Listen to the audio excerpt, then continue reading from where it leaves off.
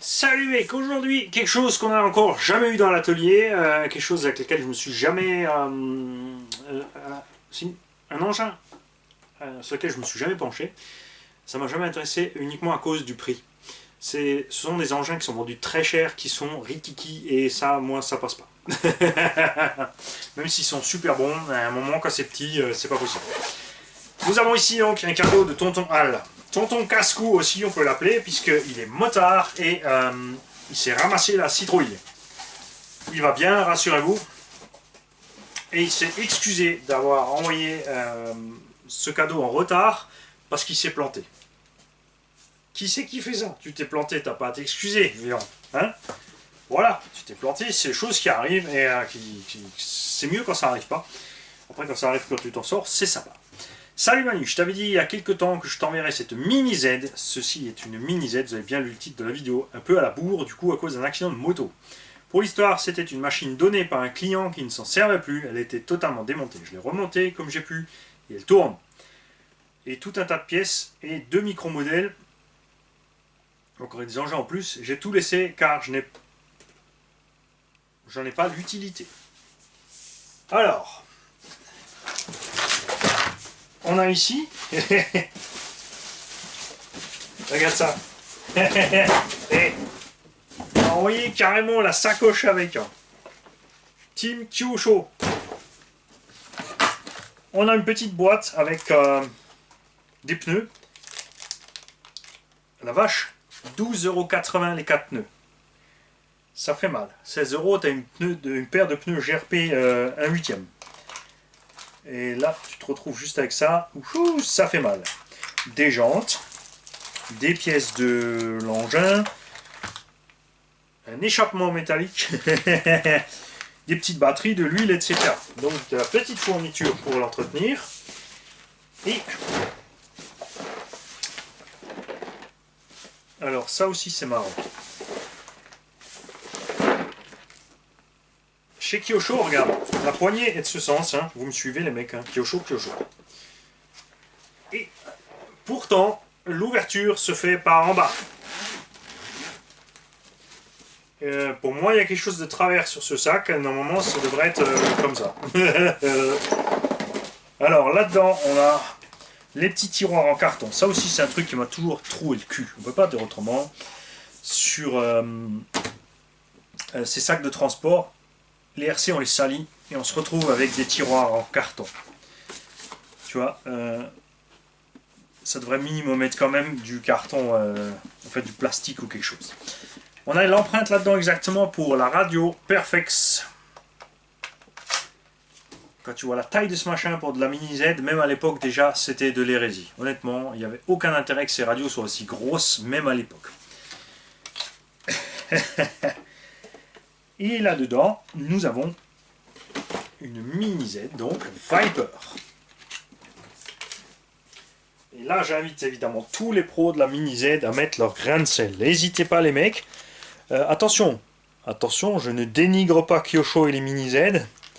C'est juste que moi, pas comprendre prix élevé pour un petit Pfurz. Un Pfurz en allemand, en alsacien, c'est un paix. Donc pour un petit paix comme ça, avoir une machine, avoir un prix pareil, c'est juste du délire. Alors, on a un engin ici qui a des jantes alu, les petits freins à disque à l'intérieur, des pneus caoutchouc, une direction par crémaillère intégrée dans le système. On a une suspension avec une espèce de grosse lame à l'avant. Donc, on est plus ou moins indépendant. On peut lever l'une ou l'autre et les deux en même temps. Des petites options alu. Option carbone, train arrière, une articulation en long, ce qu'on a sur la plupart des engins piste indoor. Et ensuite, on peut encore bouger comme ça. La plupart ont juste une lame flex. Là, on a deux mini amortos hydrauliques pour faire ça. On a par contre un petit problème, le train arrière est de travers. Ça, c'est funky. C'est pas une illusion d'optique. Le train arrière, ici, est de travers. Ah oui, effectivement. Regarde. Ça vient de là. Donc là, il faut resserrer les vis. On va mettre ça droit. Et on va pas s'empêcher évidemment de l'essayer. On a des pneus très souples à l'arrière, relativement durs à l'avant, ça peut être intéressant. Ça fonctionne avec 4 petites pipiles, ce truc-là. Évidemment, tu peux mettre des rechargeables. Il y a évidemment maintenant de nos jours, je pense, des systèmes lipo au lithium-ion. Là, c'est du charbon, existe en brushless. C'est en 2 VD. Je crois qu'il existe des 4x4. On a un différentiel dedans, à billes, qui part très détendu. Après, c'est du 2 roues motrices, c'est normal. Et par contre, ce qui est chez Kyosho, tu as soit les carreaux de compète, c'est-à-dire hyper léger, plastique, 3 fois rien dessus, ou alors ce genre de carrosserie un peu plus dure, qui ressemble vraiment, là on est vraiment sur un, t'as l'impression que c'est un modèle de vitrine, un petit truc pas radiocommandé, alors que c'est bien du radiocommandé. On a un ensemble moteur turbo pour Mini Z, des pièces Tomica, je ne sais pas ce que c'est encore, une une radio Tomica, des petites jantounettes BMI modèle, la brosse à dents de Tonton Al, non, ça c'était la brosse à dents de Tata. Est-ce que Tata est au courant que tu lui as piqué sa brosse à dents pour tes modèles RC?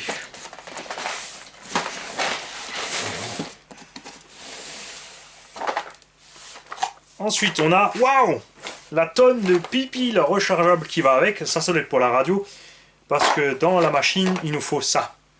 Dans la voiture, tu as 4 petites comme ça, NMH rechargeables. Moi, j'ai des petites lipo rechargeables USB. Par contre, j'ai constaté sur les micros comme ça USB que l'autonomie est vraiment pas terrible. Par contre, c'est sûr qu'on aura plus de patates qu'avec ça. Mais avec ça, on aura clairement plus d'autonomie. Et on en a plein. On a des grosses comme ça, on a des grosses là. Alors, est-ce que c'est prévu? Est-ce qu'il y a des modèles qui ont une grosse par côté? Non, ils ont tous 4 petites. Tu vois, ça, c'était le châssis d'origine. Là, on a... Ah oui, quand il dit micro-modèle, il plaisantait pas. Regarde-moi ça. De la balle. Alors ceux-là, va falloir que je les fasse marcher. De mini machin.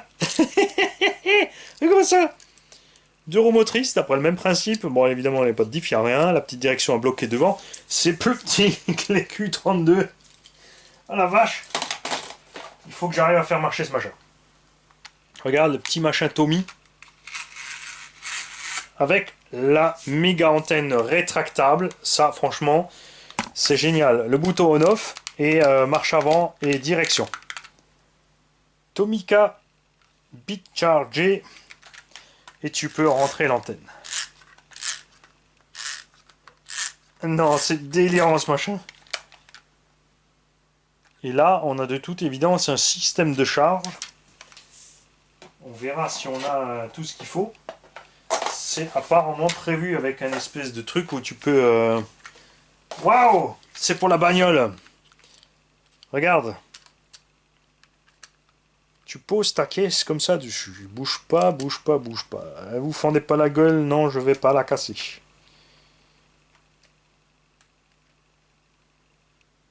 Tu peux le faire, Mani. Ah, de bon sens, peut-être que ça ira mieux. Hein.